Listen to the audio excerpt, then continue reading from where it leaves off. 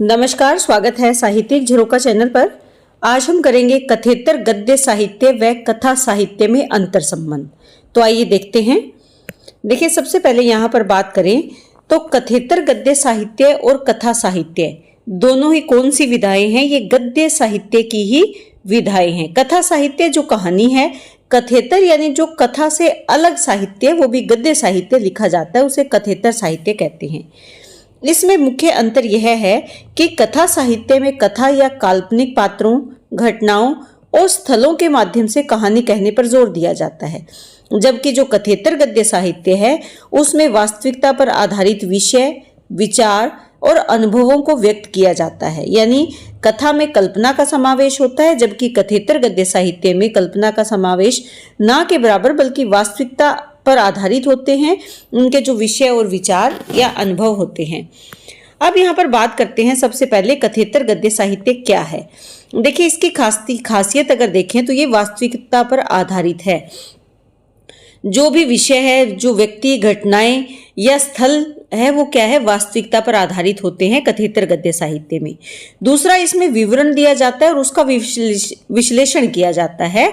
इसमें विवरण, विश्लेषण, व्याख्या और अन्य विषयों पर लेखन शामिल है। जैसे हम निबंध लिखते हैं, जीवनी लिखते हैं, आत्मकथा लिखते हैं, यात्रा वृतांत लिखते हैं, रेखा चित्र जो विधा है, संस्मरण, आलोचना, व्यंग्य या ललित निबंध इसी के अंतर्गत आते हैं।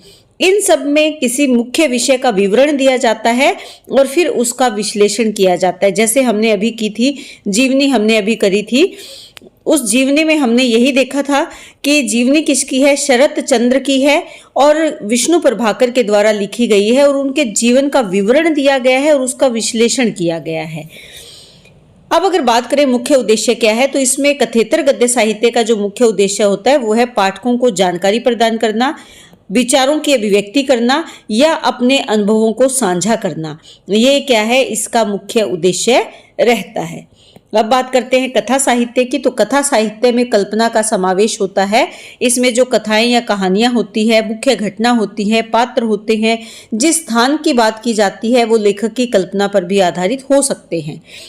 ये नहीं है कि पूरी कल्पना हो, लेकिन उसमें कल्पित पात्र, घटनाएं, स्थान हो सकते हैं। ये कथा और कहानी, इसमें कहने और पात्रों के माध्यम से कहानी कहने और पात्रों के माध्यम से कहानी के घटनाक्रम को व्यक्त इसमें किया जाता है और इसी बात पर बल दिया जाता है। जो कहानी है, उपन्यास है या नाटक है, वो इस विधा के मुख्य भाग हैं। अब बात करते हैं इसका मुख्य उद्देश्य क्या है। देखिए, कथा साहित्य का मुख्य उद्देश्य मनोरंजन प्रदान करना और उन्हें विचारों और भावनाओं से जोड़ना या उन्हें कहानी के माध्यम से एक अनुभव प्रदान करना है। किसको? पाठकों को। देखिए, यहाँ पर भी जो कहानियां है वास्तविकता पर आधारित हो सकती है, लेकिन वास्तविकता का जो सरल या सीधे तरीके से चित्रण करने के बजाय उसमें पाठकों के मनोरंजन का भी ध्यान रखा जाता है। कोई मुद्दा अगर उठाया जाए तो उसको भी रोचक बनाने का प्रयास कथा साहित्य में किया जाता है। वो चाहे कहानी हो सकता है, उपन्यास हो सकता है या नाटक हो सकते हैं। अब यहाँ पर अगर अंतर संबंध की बात करें कि दोनों में क्या संबंध है, तो देखिए, सबसे पहले अगर हम देखें तो दोनों ही क्या है, गद्य साहित्य की विधाएं हैं, जिसका अर्थ क्या है कि उसमें वाक्य संरचना, व्याकरण और वाक्यों के उपयोग के माध्यम से ये लिखी जाती है। दूसरी समानताएं अगर देखें तो दोनों में भाषा का उपयोग होता है। ज्यादातर शैली जो है वर्णनात्मक है और पात्रों के चित्रण में भी समानताएं देखी जाती है। अपेक्षाकृत स्वतंत्रता, कथेतर गद्य साहित्य में लेखक को अपनी अभिव्यक्ति में अधिक स्वतंत्रता होती है, जबकि कथा साहित्य में लेखक को कहानी के विकास और पात्रों के चित्रण के लिए कुछ नियमों का पालन करना पड़ता है।